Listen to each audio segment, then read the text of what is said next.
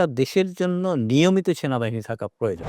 তিনি সর্বপ্রথম মুসলিম বিশ্বে জেলখানা প্রতিষ্ঠা করেন। মুরাদ আনহুর সময় মুসলিমদের বিস্তৃতি হয়েছে, অনেক রাজ্য বিজয় হয়েছে, সেগুলো একটু শুনবো কিভাবে। খুবই চমৎকার বিষয়। হযরত উমর রাদিয়াল্লাহু তাআলা আনহু তিনি যে শাসন ব্যবস্থা করেছেন, ডিসেন্ট্রালাইজ করেছেন, অনেক কিছু করেছেন, তার মধ্যে তিনি আরেকটা বিষয় করেছিলেন, তিনি মুসলিমদের সেনাবাহিনী গঠন করেছিলেন। জি।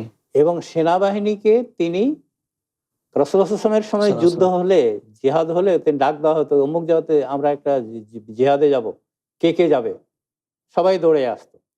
যুদ্ধ শেষ, গনিমতের বন্টন শেষ, আবার আপনার বাসায় চলে গেল। তিনি দেখলেন যে না, একটা দেশের জন্য নিয়মিত সেনাবাহিনী থাকা প্রয়োজন। এই জন্য তিনি সেনাবাহিনী গঠন করলেন এবং সেই সেনাকে তিনি অনেকগুলা ভাগে ভাগ করলেন। এই এক একটা সেনা আমাদের যেমন এখন ধরেন যে ব্রিগেড কমান্ড, তারপরে কোম্পানি, একজন মেজরের আন্ডারে এইভাবে তিনি করলেন। অনেকগুলা তিনি সেনাপতি নিয়োগ করলেন এই বাহিনীর, এই প্রধান, এই এতজনের জন্য এখানে। এবং তিনি কমান্ডার অফ চিফ করলেন খালিদ বিন ওয়ালিদ রাদিয়াল্লাহু আনহু। এবং এখান থেকে তিনি মুসলিম দেশগুলাকে দাওয়াত দিতে শুরু করলেন।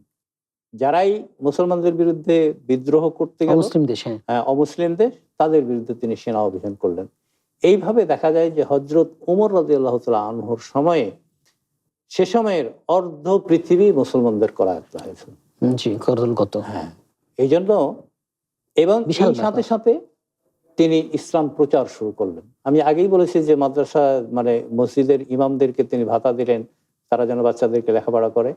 এইভাবে করতে করতে একসাথে তিনি দেশ বিজয় করেছেন, একসাথে তিনি শিক্ষার প্রচার ঘটাইছেন, একসাথে তিনি প্রতিদিনের পুষ্টির চাহিদা পূরণে পরিপূর্ণ আস্থায় আরডি ইউএইচটি মিল্ক, ভালোবাসার বিশুদ্ধতায়।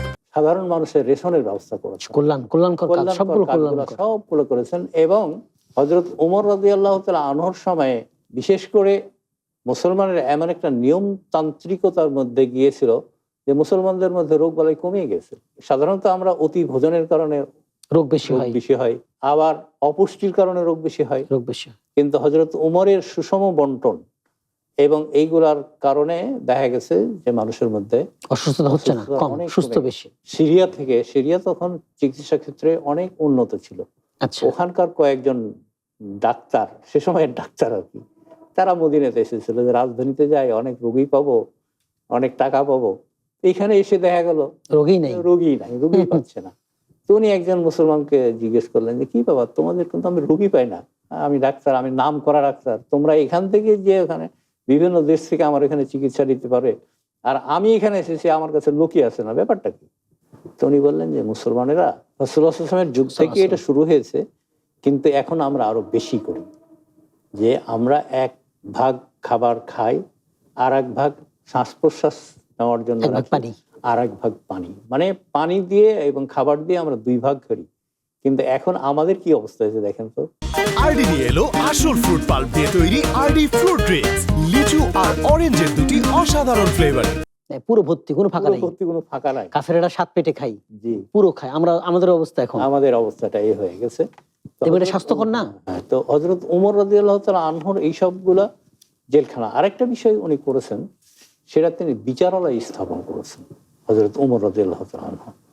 এবং এটা, এই যে বিচারের কঠোরতার কারণে ইসলাম প্রচারের সাথে সাথে সেখানে কিন্তু আবার বিচার ব্যবস্থাও কায়েম করেছেন।